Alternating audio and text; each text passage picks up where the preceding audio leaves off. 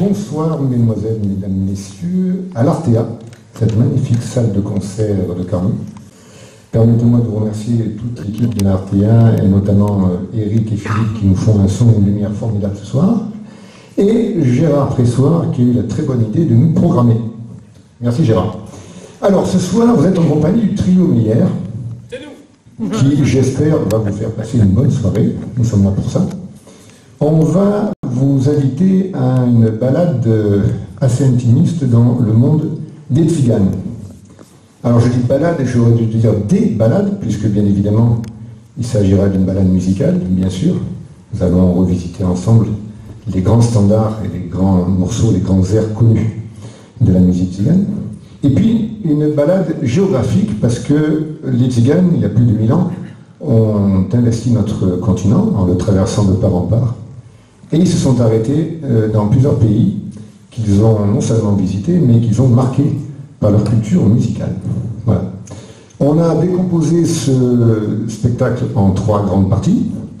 La seconde partie vous sera exposée par François, violoniste émérite, qui vous parlera des tziganes et de leur influence en France sur la fameuse musique jazz manouche, que tout le monde connaît plus ou moins, notamment avec le fameux duo de Django Reinhardt et de Stéphane Grappelli. Gérard, qui n'est non moins le guitariste émérite du trio Meyer, vous parlera de l'émigration des tziganes en Russie, où ils ont marqué terriblement la musique populaire russe et la musique yiddish. Et pour ma part, nous allons commencer avec l'Europe centrale. Alors on entend par Europe centrale les pays Roumanie, Bulgarie, Hongrie, un petit peu Pologne. Les tziganes ont une habitude, une fâcheuse habitude, ce sont des éponges. Là où ils se trouvent, ils s'imprègnent la totalité du répertoire local et ils le restituent avec la brillance qu'on leur connaît et surtout leur originalité. Ça a été d'ailleurs le cas lorsqu'ils ont rencontré, ou lorsque leur musique a rencontré des grands compositeurs comme Dvorak, Monti, Verdi, Johann Brahms et même Franz Liszt qui a composé les fameuses danses hongroises.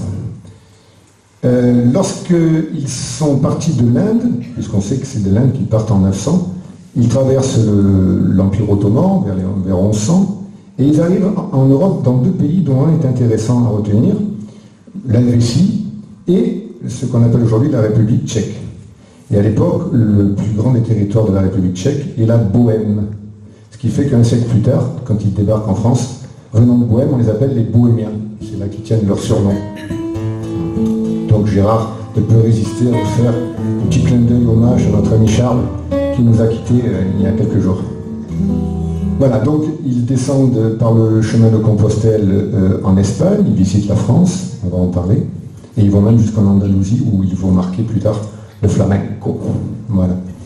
Alors nous allons commencer ce petit tour d'horizon avec les pays donc, baltes, et notamment avec, et c'est là que votre attention va être retenue, des musiques très différentes. Les musiques d'Europe centrale sont des musiques rythmées ou pas, des musiques pour la danse, pour l'art culturel de la danse, ou pour la mélancolie, pour le recueillement.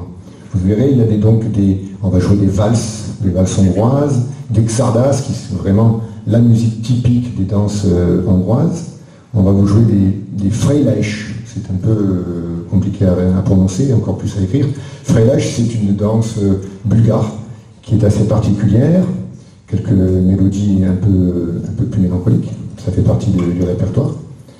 Et nous commencerons par Pom, qui est une danse polonaise, progressive polonaise, qui se dansait avec énormément de faste.